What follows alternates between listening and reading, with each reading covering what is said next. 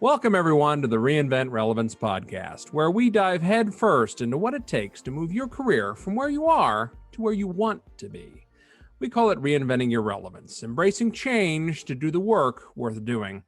I'm your host, Jason Mutzfeld, and joining me today is Matt Wiliford. And Matt and I go way back. We've been buddies for a long time, since college. And Matt has got a great career story. And I wanted to share it with you folks today because he's done it. He's done a lot of the things that we're all doing and finding, that we need to do in today's job market. And you may be sitting there going, oh, I don't know if I should do what I want to do. Maybe I should just stay put and do what I'm doing. Well, taking no risk is a very risky move. And Matt, thank you for joining me today. Let's dive right into this. Tell me about, you just recently had a major life change in your career. Tell us a little bit about it. Yeah, sure. 2020 has been hard on everyone, and certainly COVID shutdowns and all of those things.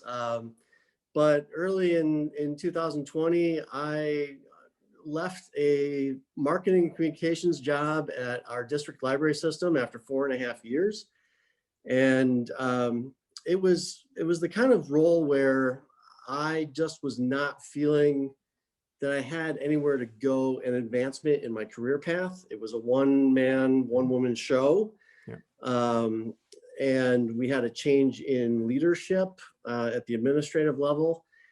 So you're always assessing, how do I complement the staffing? What are the personalities? So the person that had hired me to complement her skill set had retired.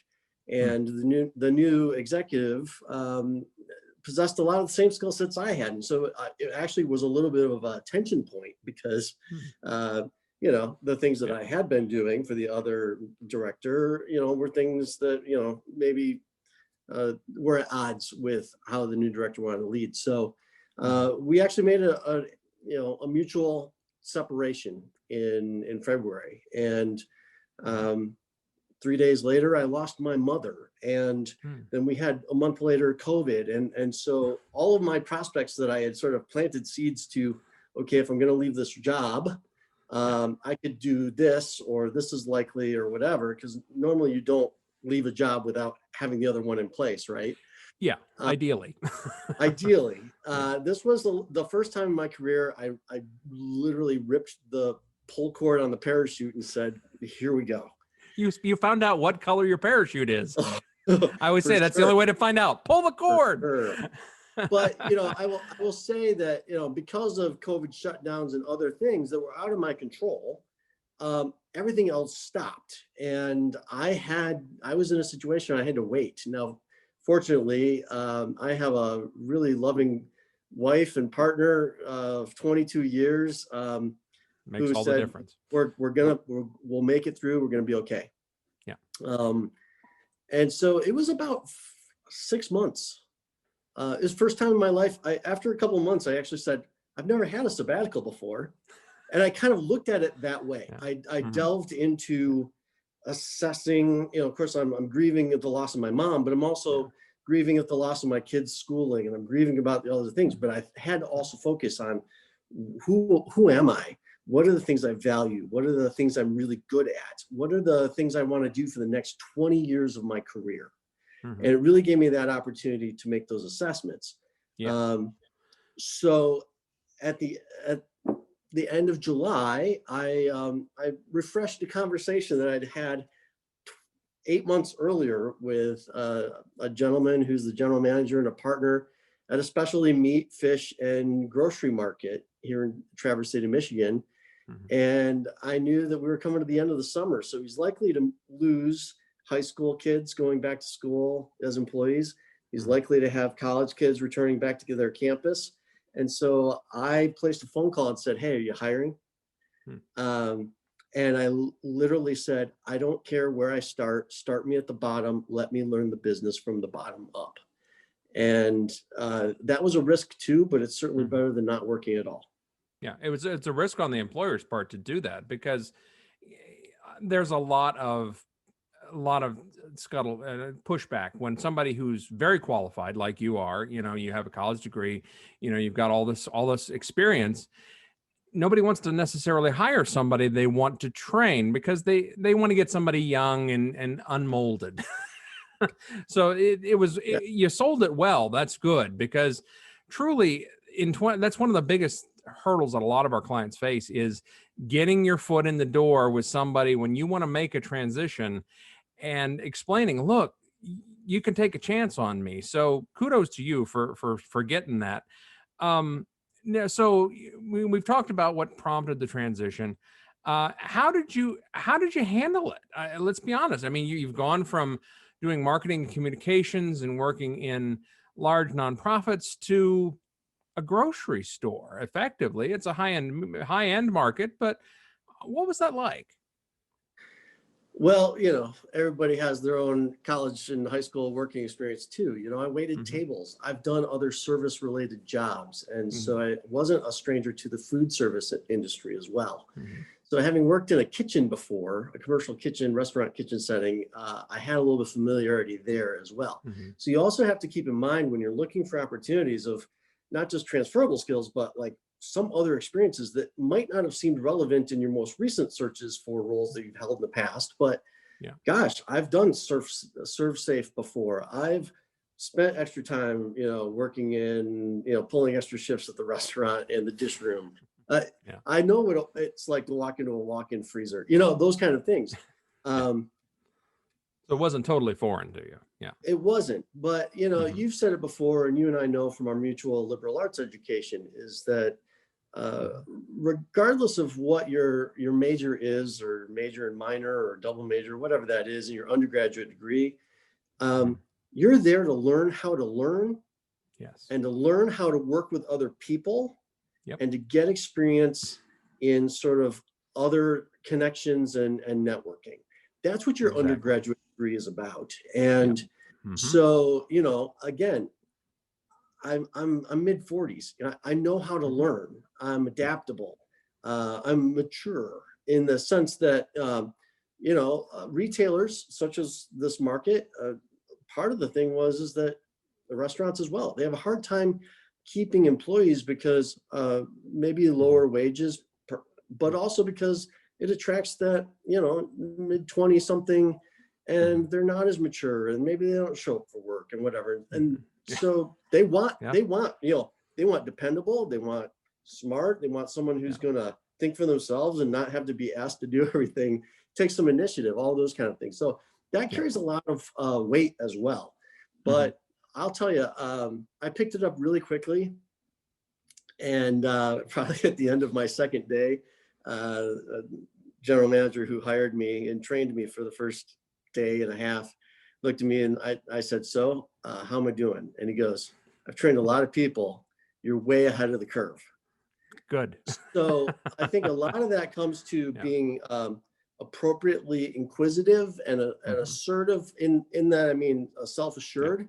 Know when to ask questions and know when it's okay to demonstrate your competencies. Oh, yeah. Yeah. Because competence and strengths, talent, it can carry so much weight. And when you're a person of a certain age, in other words, age discrimination starts at age 40. So congratulations. If you're over 40, you're right in that wheelhouse where nobody wants to hire you because they're afraid of firing you. And so that's great to be able to leverage that. That's fantastic, because you really set that value proposition of, look, you're dealing, and I'm not knocking on young people. I think millennials and Gen Z have tremendous work ethic, but there's something to that Generation X and even boomers that where you have that, look, I've proven myself. You have a track record, you have a reputation that comes with you. And as long as you're not entitled about it, because that's the one drawback of Gen X and boomers is they can be very entitled when it comes to their jobs. We have to break ourselves of that. And, so that's great. That is fantastic feedback. And it's good to, I just want to stress that you asked for feedback, and that's great too, because that should happen at any age. And unfortunately it doesn't.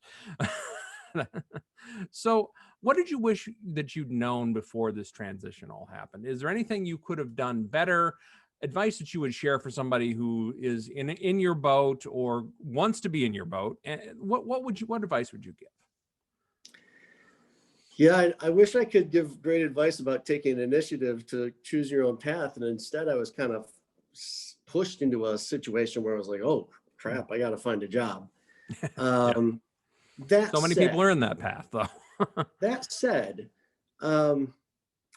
again, knowing your strengths, being self-aware of what transferable skills you bring is critical. What are the things that you really enjoy and excel at, and what are the things you don't want to do again? Or Oh yeah.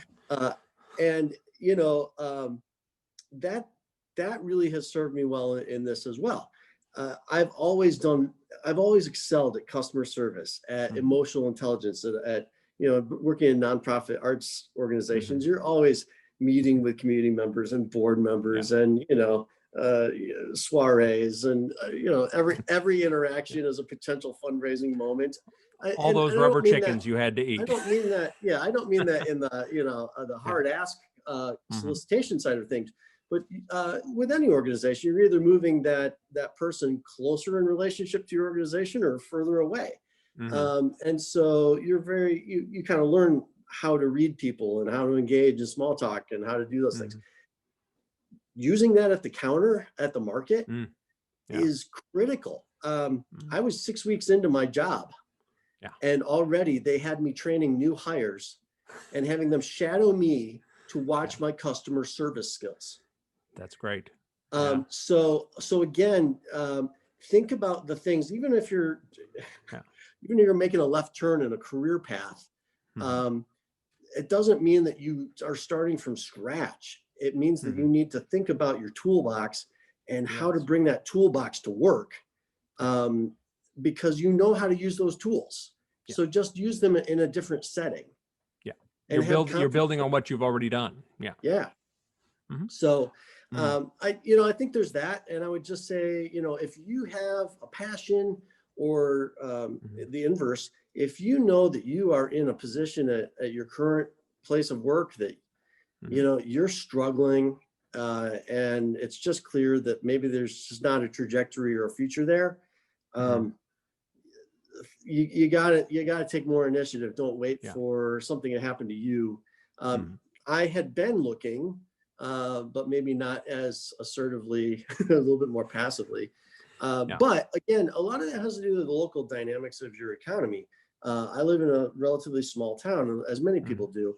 And, nonprofit jobs at a certain managerial or administrative level are maybe not quite as abundant. So you're waiting for those retirements or a departure for those kind of things to slot, or you see someone over here move a position. And so you're waiting for the whole sector to sort of shift over. People leave their job to go here, and you look for that hole to apply for. But you were asking about what would you do? Here's how I got some work during the shutdown for COVID in March. I was at home with my family and kids and not working, and I spent every day doing what I enjoy, which is cooking. Yeah. And I would take photos of every dish I made. And I think you saw some of them. Oh, yeah. I created a Facebook album called Quarantine Cuisine 2020 and put all those photos in there. But I just worked a private chef dinner side gig this last Saturday for 9 people, based on a referral from a mutual acquaintance who knew that I cooked and did a good job and connected us. And, I made a little extra cash doing what I enjoy. Yes. And that side hustle speaks volumes because it shows initiative, it shows an entrepreneurial drive, and it shows you're willing to develop yourself, which kudos to you again. That's fantastic. Side hustles can't be understated at any age. I mean, if you're in your 20s, have a side hustle. If you're in your 50s, have a side hustle. Because you got to do what feeds you. Yeah. You left higher education and sort of that, organizational security, to be entrepreneurial.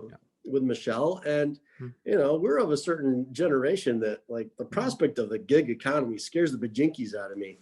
Oh yeah. So And we're not alone. but part Yeah. of the assessment for me was then, okay, I'm going to look for a reputable other place for me to fit into. So I left the nonprofit and local government public goods sector, and I'm at a for-profit specialty grocery store.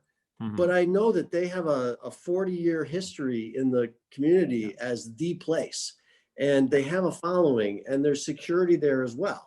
Now I just need to prove myself that I fit in there, and it seems like things are very in a very quick time frame, progressing quickly for me as far as opportunities to advance in additional responsibility. Yes, exactly. It's that lateral thinking about, if I'm not going to be in the field that I'm in right now, what's adjacent? What is off to the side? And you're serving the public. You are serving your community in every day by going in and standing behind a counter and making small talk, and helping your customer. That's, most people think, well, I want to go out and change the world and I want to be in a nonprofit. You don't have to be. You can serve the world right where you're at, doing what you love. It doesn't matter. Well, we were So, talking about it too.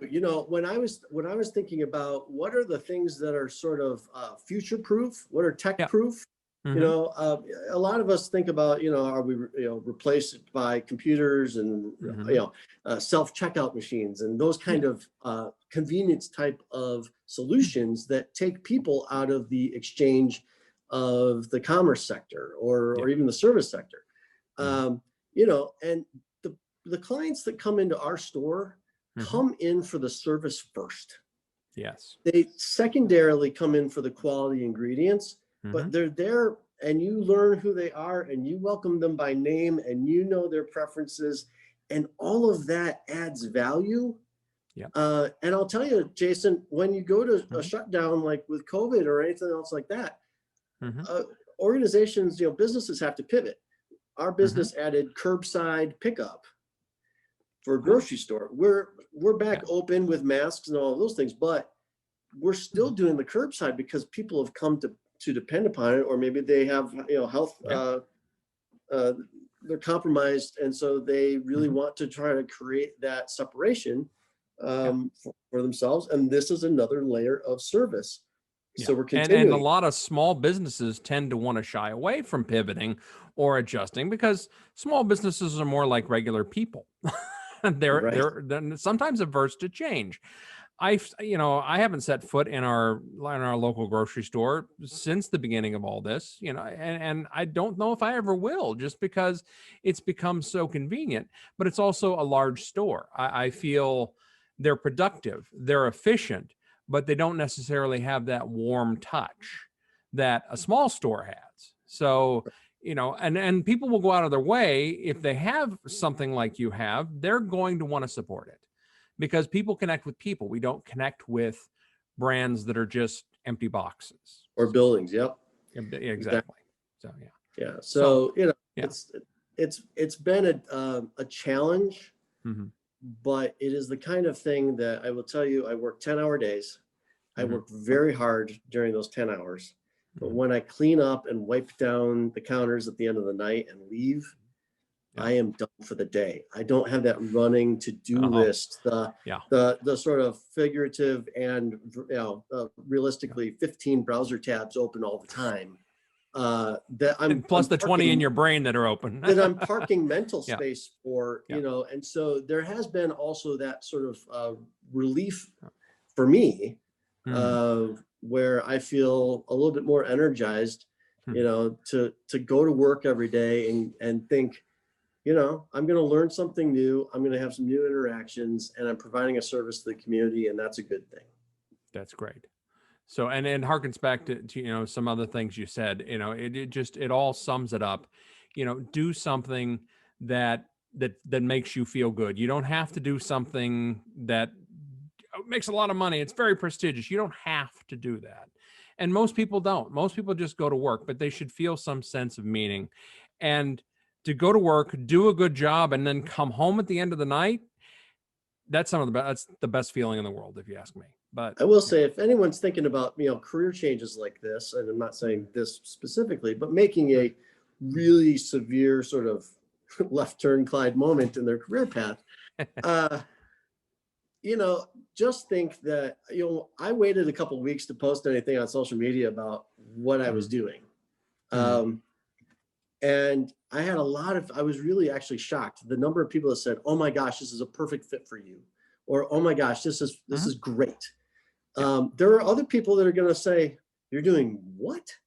And to anyone that's holding reservations about, making that kind of change, you're accountable to no one for what you choose to do for your professional career path, except for yourself and potentially just, communicating with your partner or your family. But that's it.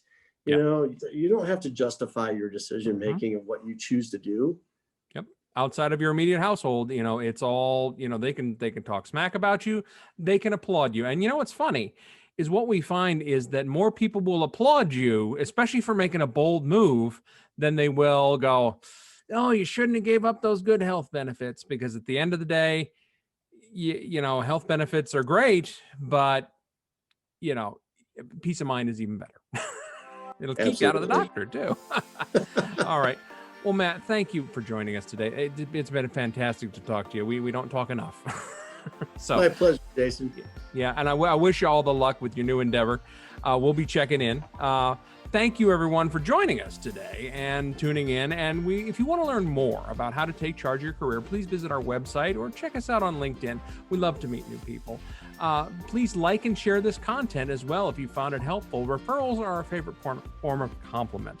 So thank you all. Hope you have a great week. Stay safe, and we will talk to you soon.